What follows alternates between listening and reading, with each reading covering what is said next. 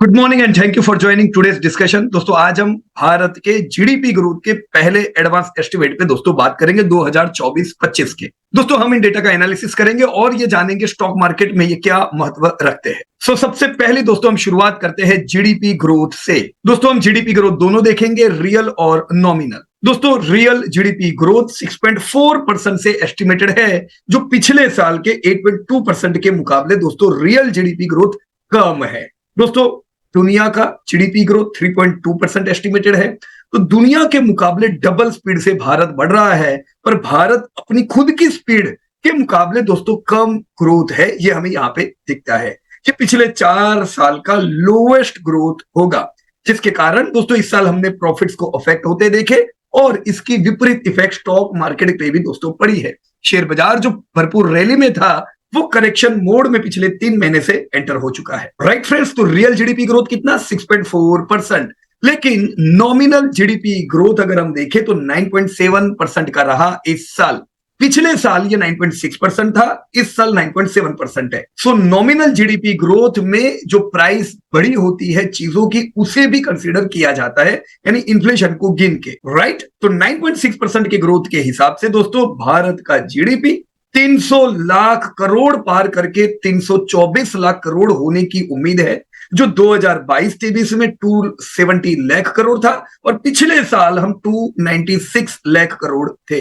अब सीधी बात है दोस्तों, 324 लाख करोड़ के हिसाब से अगर हम इसे डॉलर टर्म में गिने तो 4 ट्रिलियन यूएसडी की ये इकोनॉमी एस्टिमेटेड थी। पर दोस्तों डॉलर का स्ट्रेंथ और डॉलर एप्रिशिएट होने की वजह से ये हो सकता है कि हम ये साल 4 ट्रिलियन में थोड़ा मिस कर। ऑलराइट फ्रेंड्स, अब मैं आ जाता हूं जीडीपी पर कैपिटा के डेटा पे। दोस्तों जीडीपी पर कैपिटा भारत का 8.7% से बढ़ा, जो 2022-23 में 1,95,000 था, पिछले साल 2.11 लाख था, इस साल बढ़ के 2.3 लाख पहुंचा है। दोस्तों ये इंप्रूवमेंट डिस्क्रिशनरी स्पेंडिंग के लिए बड़ा ही अहम ट्रिगर है। दोस्तों अब तक हम देखते थे कि भारत में जो लोग कमाते हैं ज्यादातर पैसा रोटी कपड़ा मकान पे चला जाता है, पर पिछले साल के डेटा कहते हैं कि डिस्क्रिशनरी स्पेंडिंग भी अब भारत में इंक्रीज हो रहा है। ये क्यों हो रहा है? क्योंकि दोस्तों आप देख सकते हो पूरी दुनिया से तगड़ा और सस्टेनेबल इंप्रूवमेंट हम जीडीपी पर कैपिटा में भारत में देख रहे हैं। अगर हम दोस्तों इसी का चार्ट लॉन्ग हिस्ट्री देखें, पिछले दोस्तों 12 सालों में 71,000 का जीडीपी पर कैपिटा बढ़ के 2.3 लाख हुआ है। दोस्तों ये सीधा बताता है कि 13 सालों में भारत का जीडीपी पर कैपिटा 3 गुना बढ़ा है। यह दोस्तों भारतीयों की इनकम हम कह सकते हैं 13 सालों में 3 गुना बढ़ी है। तो महंगाई भी बढ़ी है, पर एवरेज इंडियन की इनकम महंगाई से दुगनी बढ़ी है, जिसकी वजह से भारत में डिस्क्रिशनरी स्पेंडिंग में भी तगड़ा ग्रोथ देखा गया। दोस्तों अब मैं आ जाता हूं सेक्टोरियल ग्रोथ पे।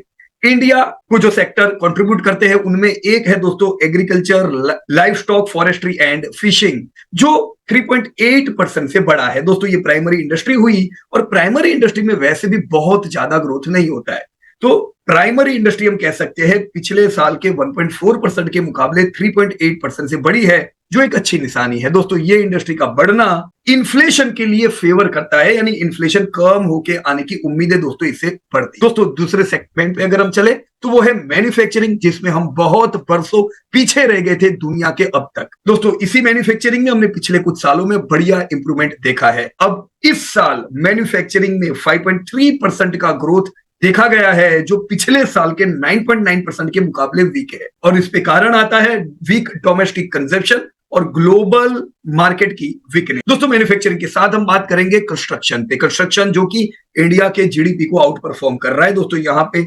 8.6% का एक तगड़ा जीवीए देखा गया।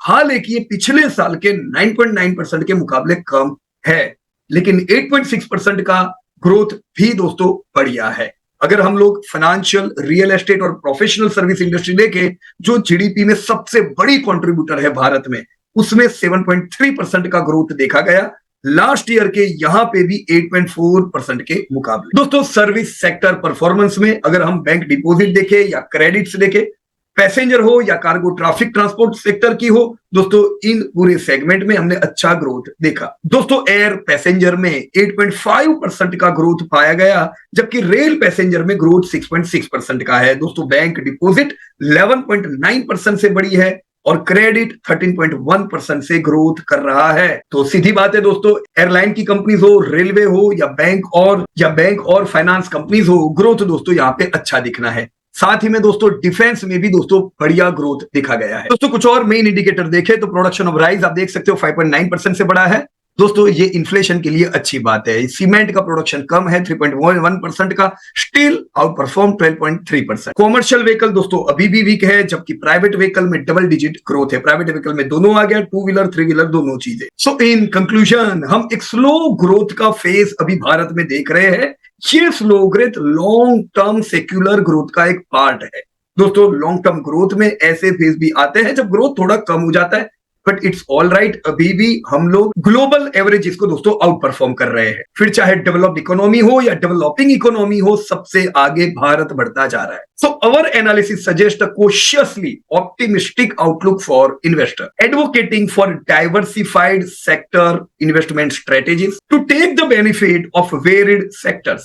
और दोस्तों जैसा मैं जनरली रिकमेंड करता हूं दोस्तों, डाइवर्सिफाई करे और फुल उस इन्वेस्टमेंट को फोकस करे।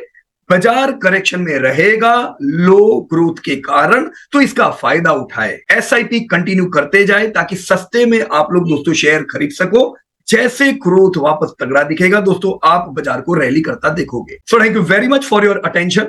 I look forward to our continued discussion and analysis for making informed investment decision. Jai Hind दोस्तों। Disclosure: This update is for educating purpose. We are not tip provider.